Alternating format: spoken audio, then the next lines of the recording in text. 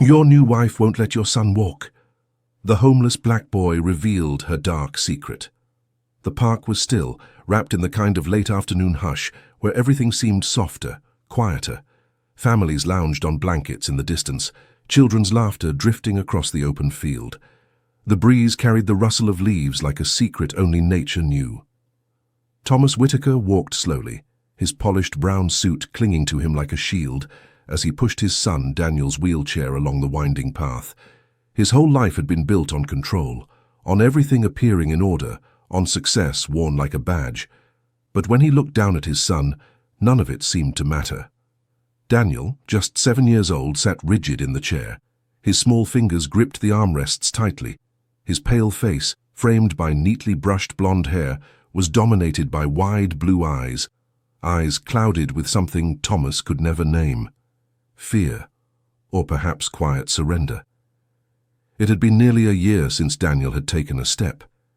Ever since Thomas's new wife insisted he was too fragile, too weak, that walking could destroy him. Doctors examined, specialists speculated, but no one gave Thomas the solid truth he longed for. And so he listened to his wife, convincing himself she must be right. Until the boy appeared. He stepped out from behind the trees, as if he had been part of the shadows all along. Dark-skinned, thin, no older than Daniel. His orange shirt hung in tatters, stiff with stains of dirt and dried blood. His shorts were oversized, his shoes mismatched, the soles nearly torn through. Yet his presence burned, sharp, impossible to ignore. His eyes, deep and unyielding, locked onto Thomas. In them was a weight, the kind of knowledge a child shouldn't have carried. "You don't see it," the boy said, his voice thin but steady, like glass holding back a storm. He raised a trembling hand, pointing directly at Daniel, then at Thomas. "Your wife is the reason your son cannot walk." Thomas stopped in his tracks. The words hit like a strike of lightning. His chest constricted, his pulse hammered in his ears. He looked down at Daniel, who drew in a sudden, sharp breath. The boy in the wheelchair seemed smaller now, fragile, as if the very air around him had been stolen. What did you just say?" Thomas stammered, his voice stripped bare. A man who once commanded boardrooms was reduced to disbelief. The strange boy did not look away. He stood rooted, his eyes unflinching. His hands curled into tight fists at his sides, his jaw locked like stone. He stared hard at Thomas, then shifted to Daniel, his words rising with each breath, driven not only by accusation, but by anguish. "She keeps you from walking. She tells you you're fragile, she lies, she doesn't want you healed." Daniel's fingers clutched the armrest so tightly, his knuckles blanched white. His voice trembled as he whispered, "Dad." His wide eyes flicked between the boy and his father. What is he saying?" Thomas felt the earth tilt beneath his feet. His throat tightened, dry and unyielding. His thoughts spun wildly, searching for reason. This was madness. Just a homeless child, ragged and scarred, daring to hurl such a cruel accusation at his wife. And yet, Thomas couldn't escape the way Daniel's eyes widened, lit with something that felt like both dread and recognition. The strange boy stepped closer, his frail body trembling, his filthy shirt clinging to his chest. His voice cracked, but the words pierced like glass. "I saw her," he said, "when she thought no one was near. She told your son he would never walk again, and he believed her, because she makes him believe." Thomas's breath caught sharp in his lungs. The world seemed to close in, sounds distant, colors dimmed. This was no street urchin spinning lies. His words were too exact, too sharp, too real. Daniel's small, quivering voice broke the silence. "Dad, is it true? Am I not sick?" Thomas's knees felt unsteady, his carefully built life, his marriage, his faith in his wife, the choices he had made, all trembling like glass on the edge of shattering. He wanted to shield his son, to deny it, to silence the boy, but the burning eyes staring back at him refused to release their grip. "Who are you?" Thomas demanded at last, his voice frayed, his hand tightening on the back of the wheelchair. The boy's face hardened. though his eyes gleamed with unshed tears, as if the truth itself was tearing him apart. He stood his ground, his blood-stained shirt shuddering in the wind, chest rising and falling in ragged breaths. "I'm the one who knows what she's done," he said firmly, "and I won't let her keep deceiving you." The words hung in the air like the toll of a heavy bell, echoing inside Thomas's skull. "Your new wife won't let your son walk." Daniel shifted uneasily in the chair. His small voice broke the silence. "Dad, he's lying, right? Mom wouldn't. She wouldn't do that." But his words trembled, and Thomas caught it, the flicker in his son's blue eyes. Not disbelief, fear, as though some part of Daniel already knew.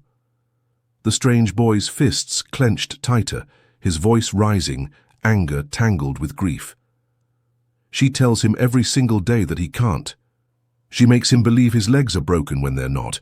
I saw her roll the chair to the window so the neighbors would see, so everyone would think he was helpless." His voice cracked. Tears glimmered in his dark eyes as he pressed on.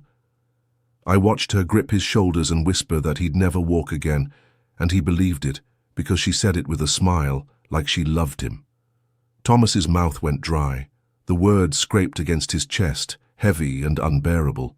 His mind pushed back, refusing, desperate. Impossible, it couldn't be. He forced himself to speak, his voice low and raw. "How could you know this? Who are you to accuse my wife?"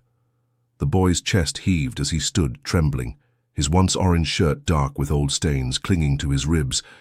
He lifted his chin, defiant despite the quiver in his frame. "Because I lived with her, before she married you. She was my foster mother." The words struck like a blade. Thomas's heart lurched painfully in his chest. The boy's voice spilled out now, fast, unstoppable, like water breaking through a dam. "She took me from the shelter when I was little. Everyone thought she was kind, but she wasn't.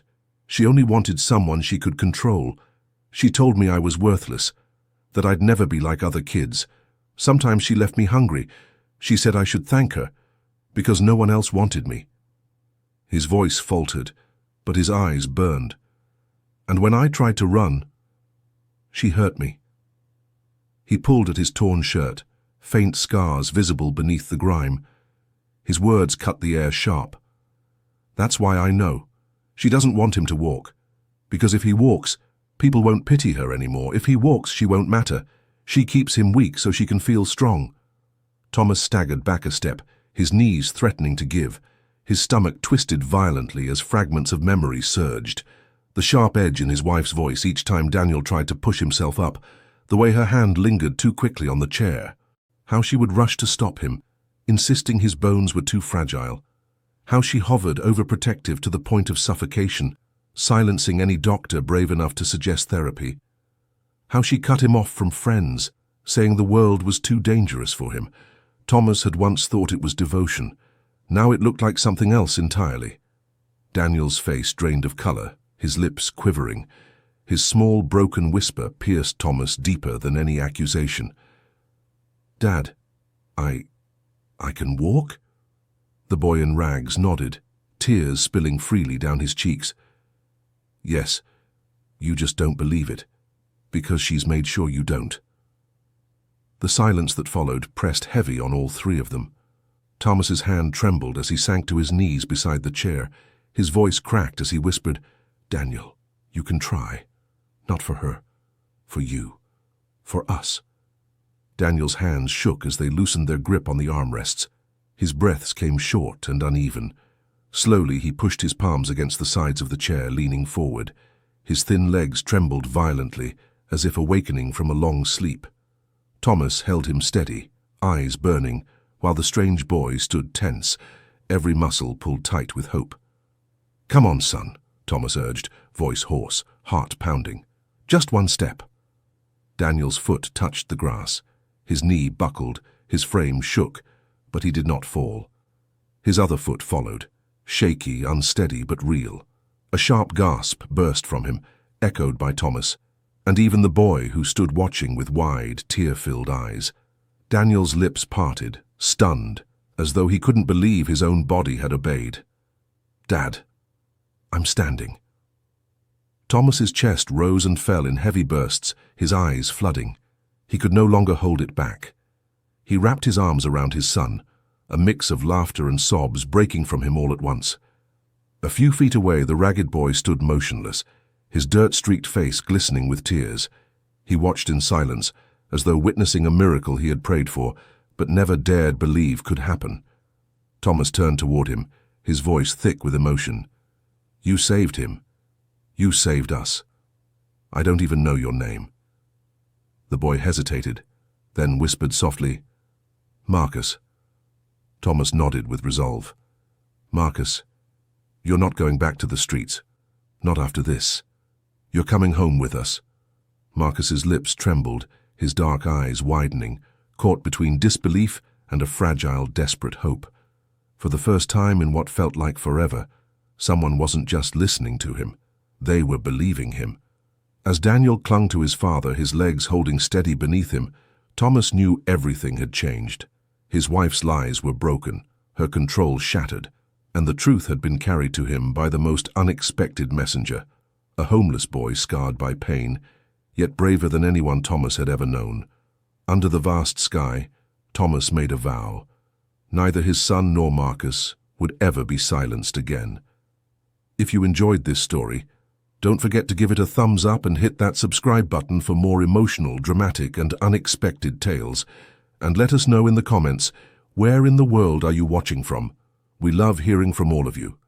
Until next time, stay kind, stay curious, and keep watching.